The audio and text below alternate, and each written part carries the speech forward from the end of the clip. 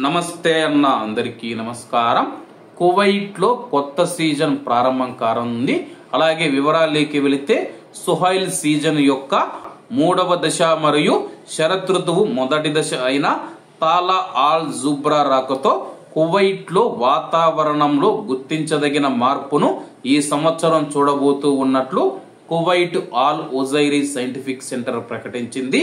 ఈ season September 20వ తేదీన ప్రారంభమై 13 రోజుల పాటు కొనసాగుతూ ఉందని చెప్పేసి, ఈ సీజన్ లో చల్లని రాత్రులు మరియు తేలికపాటి ఉదయాలతో ఉంటుందని చెప్పేసి, అయితే తేమ ఈ సమయంలో తీవ్రంగా ఉంటుంది. కువైట్ లో గాలిలో తేమ ఎక్కువగా ఉంటుంది. గాలిలో తేమ ఎక్కువగా ఉంటే కానీ కువైట్ లో తీవ్రంగా ఋతువా ఉండే అవకాశం ఉందని చెప్పేసి ఆల్ ఉజైరీ సైంటిఫిక్ సెంటర్ తెలుపుతూ ఉంది. ఈ సీజన్ సెప్టెంబర్ 20వ తేదీన ప్రారంభమవుతూ ఉంది. 13 రోజుల పాటు కొనసాగుతూ ఉందని చెప్పేసి, కువైట్ లో ఋతువా ఎక్కువగా తెల్లవారుజామున ఉంటుందని చెప్పేసి, శరత్ ఋతువు సెప్టెంబర్ 22వ తేదీన కువైట్ లో అధికారికంగా ప్రారంభమవుతూ ఉంది. సెప్టెంబర్ 28వ తేదీ నాటికి కువైట్ లో పగలు రాత్రి సమానంగా ఉంటాయి.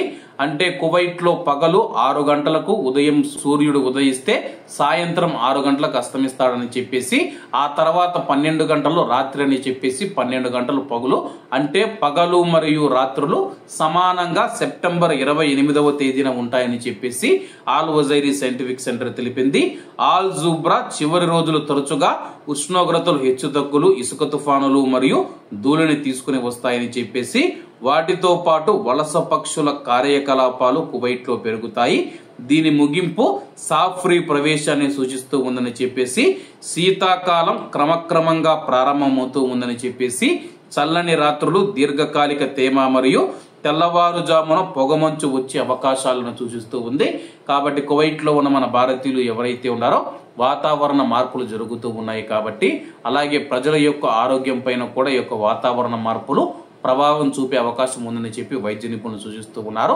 కాబట్టి దానికి సంబంధించి తగినన్ని జాగ్రత్తలు తీసుకోవాలని కోరుకుంటూ అందరూ బాగుండాలి, అందులో మనం ఉండాలి. అందరికీ నమస్తే అన్న, జై హింద్.